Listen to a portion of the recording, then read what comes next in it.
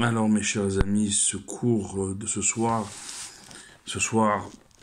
veille de Shabbat, paracha de Vaera, un Shabbat particulier, le premier Shabbat du mois de Shevat, puisque nous étions aujourd'hui Rosh Chodesh Shevat, et nous sommes le premier Shabbat de Shevat, et nous trouverons ce Shabbat à une semaine, même pas, parce que le départ pour Yud Shevat, pour le voyage chez le Rabbi, c'est jeudi prochain.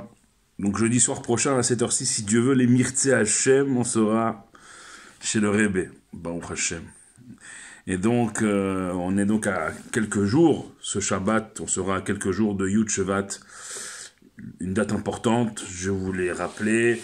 On a étudié Chassidut, on va encore étudier Chassidut ce soir sur la paracha, cette fois-ci dans le Torah Or de l'Alter Rebbe, qu'on appelle le premier rabbi, Rabbi Shneor Zalman de l'Yadi, l'Admour Azaken.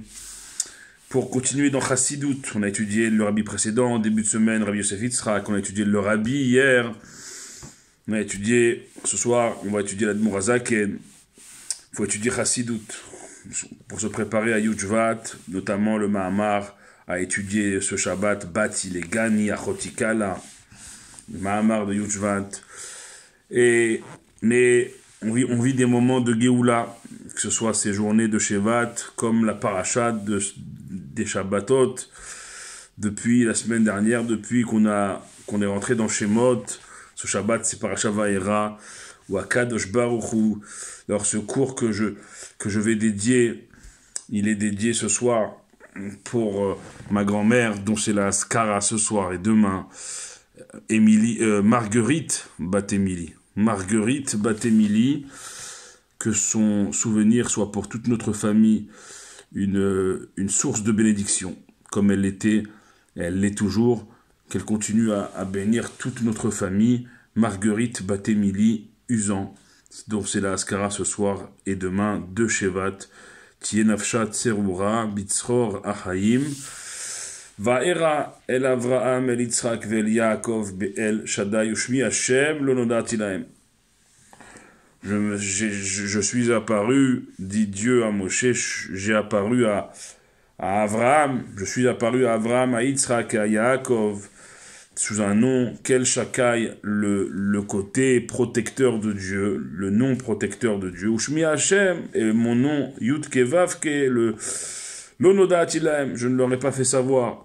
Sur ça, l'Admour Azaken, Rabbi Shneor Zalman, il dit, Ine Vaera yesh bo bet perushim, quand on parle de Vaera, que Dieu il dit à Moshe Rabbeinu en Égypte, tu sais, je suis apparu, c'est plus français.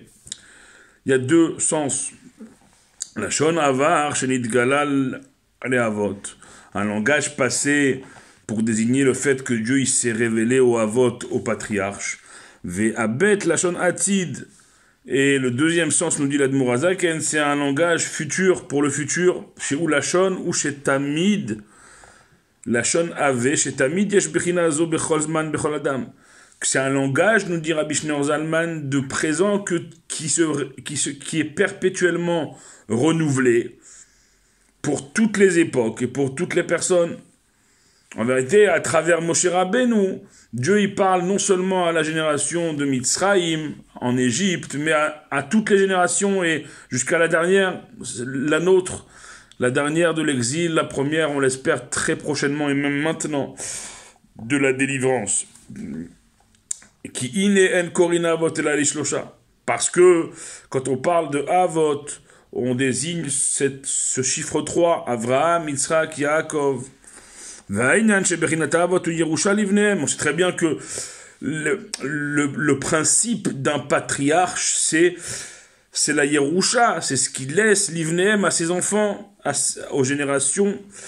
Après eux, après Avraham, Yitzhak et Yaakov, Bechol Dor Vador, à chaque génération, Bechol Chad Lefum Shiura Dile, chacun selon sa mesure, Velachen Omrim Eloke Avotenu Eloke Avraham Bechule. Pour ça que nous disons dans nos prières, constamment nous ouvrons nos amidot, comment? Eloke Avotenu Eloke Avraham. Aval Sh'ar Bechinot Umal Atatzadikim Kegon Ashvati, mais d'autres niveaux de nos tzadikim, de nos justes, comme nos shevatim, nos 12 pères fondateurs des 12 tribus d'Israël. Alors, Reuven, Shimon, Levi, Shem, Vadaï, Bechinot, Orot, Elonim, comme on l'a cité la semaine dernière dans la première paracha de Shemot, on a cité leur nom, Reuven, Shimon, Levi, mais bien sûr que eux, ils sont aussi porteurs de grandes lumières. Yesh lecha adam she'en bo klal. Il existe des personnes qui n'ont pas ça en eux, ces niveaux-là en eux. Machen ken bechinat avot. Ce que pour les patriarches, c'est pas le cas. Pourquoi? Tzarich liot bechol adam. Parce que les patriarches, eh bien, ils se sont mis en chacun d'entre nous. J'aime shoresh ou makor kol nishmot d'Israël, que les patriarches se sont mis eux-mêmes comme ce qu'ils sont, c'est-à-dire la racine de toutes les âmes du peuple juif pour toutes les époques jusqu'à la fin des temps. Pour comprendre, nous dit l'Admor Hazaken, Rabbi Shneur Zalman, ce inyan, ce sujet de la révélation, de cette révélation que chaque génération reçoit des avot, des patriarches, que en chaque juif, à chaque époque, il y a un peu des patriarches, des 3 patriarches, Avraham, Yitzhak et Yaakov. Il est à Galut Nimshal Leibour. On a dit cette semaine, dans les paroles, dans les mots du rabbi précédent, du rabbi Yosef Yitzhak, même dans les mots du rabbi, ce que l'Admor Hazaken il dit ici, il rappelle ici que la galoute, l'exil que nous vivons en Égypte à l'époque, comme à notre époque, l'exil qu'on espère va se finir très bientôt, mais que nous vivons les derniers instants, il est comparé à un embryon, on l'a dit, ou Geoula Tiemea Mashiach, et la délivrance au jour de Mashiach, chez Yebimera Beyamenu, nous dit l'Admor Hazaken, qui va se passer de manière proche de nos jours, Nimshal Leleda. Elle est comparée, on l'a dit, à l'enfantement, à un accouchement. Comme c'est écrit que la chala, la pâte du monde, le pain du monde, c'est Yalda. C'est quand on amène un enfant, Sionet Banea, quand on amène des enfants, et quand le peuple juif se trouve malheureusement dans des situations de malheur, que Dieu nous en préserve, Ketiv, c'est écrit qui les enfants, ils sont venus jusqu'à épuisement, jusqu'à être brisés. Et dans ces moments-là, il n'y a pas de force même d'amener une nouvelle vie au monde. C'est ça les souffrances des journées précédant la venue de Mashiach. Ils sont appelés comme les souffrances de l'enfantement, comme les souffrances de l'accouchement, comme les contractions.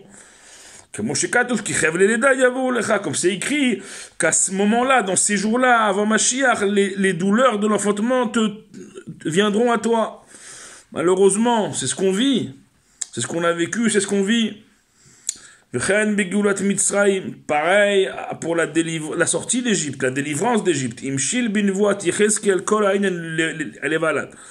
Le Navi Yecheskel, le prophète Yecheskel, il a aussi fait mention de ce inyan de l'accouchement. Beyom Aleda, le jour de l'accouchement. Le jour de ta naissance, c'est le jour où tu as été accouché. Tu n'as pas scellé d'alliance.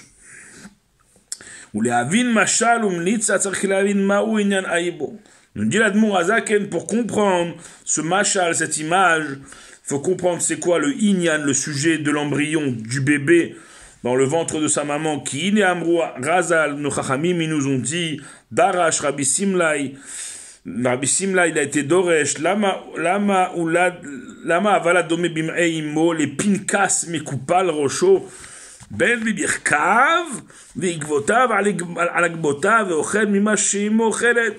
Pourquoi l'embryon, le bébé dans le ventre de sa maman, il est comparé comme un pinkas, comme un petit portefeuille dont sa tête elle est pliée, ben birkav entre ses genoux, ve'igvotav al-gabotav, et que ses talons ils sont au niveau presque de ses épaules, et qu'il mange dans le ventre de sa maman tout ce que sa maman elle mange.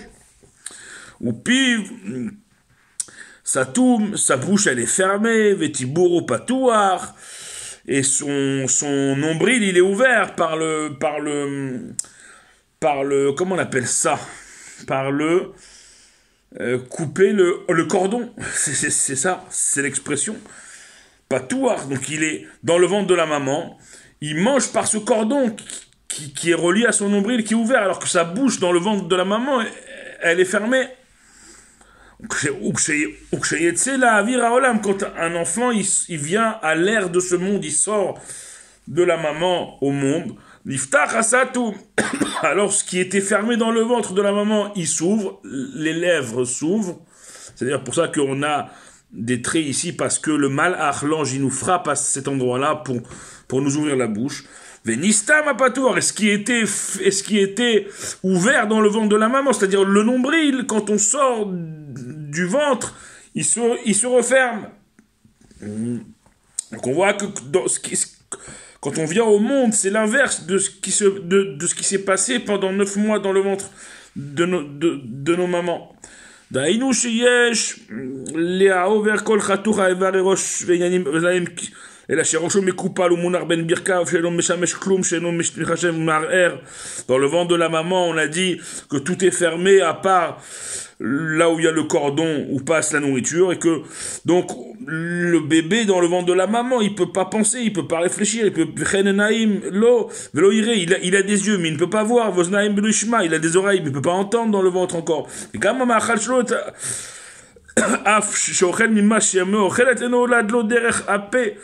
même la nourriture qui provient de la maman quand il est dans le ventre, ça ne passe pas par sa bouche comme quand on est sorti du ventre, ça passe par le ventre, par le nombril.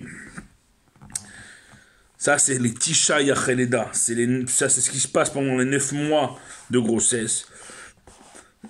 Nigdal Goufo, malgré tout, son corps du bébé pendant 9 mois, il grandit jusqu'à constituer un bébé. Et qu'à la naissance, il y a Nishmatru Achaim, on a dit l'ange qui frappe, il ouvre la bouche, et il y a par le nez, il y a une Neshama qui rentre, qui donne Chayut, qui donne vitalité au bébé. Alors c'est des pages entières de l'Admour HaZaken. On arrive bientôt à 13 minutes, mais le Inyan ici, c'est que toute cette gestation, ces souffrances, ces contractions, nous les vivons, et que parce que nous les vivons, alors nous sommes nous aussi proches de nous ouvrir, de sortir de ces contractions, de sortir à la Géoula, à la délivrance, à Mitit à Shlema, véritable et complète, Bimera Beyamenu de nos jours, de faire que ce Shabbat, il soit un Shabbat entier de Géoula, dirigé vers Yud Shvat, le jour, la semaine prochaine, de la Iloula du Rabbi précédent et de la prise de fonction de la Nessiut du Rabbi sur nous tous, et que ces mots de Torah ce soir soient les Ilou Nishmat Marguerite Batemili pour la Askara de ma grand-mère Marguerite Batemili Usan, Ruach Tenihena Began Eden, qu'elle repose au Jardin d'Éden pour très bientôt la revoir à la résurrection des morts, où tous les morts vont se relever et où on reverra tous nos proches disparus pour ne plus jamais les quitter. Amen. Keni Ratzon, Good Shabbos, un Shabbat utile pour nos frères et sœurs en Israël, otages militaires comme civils. Baruch Adonai Leolam. Amen ve Amen.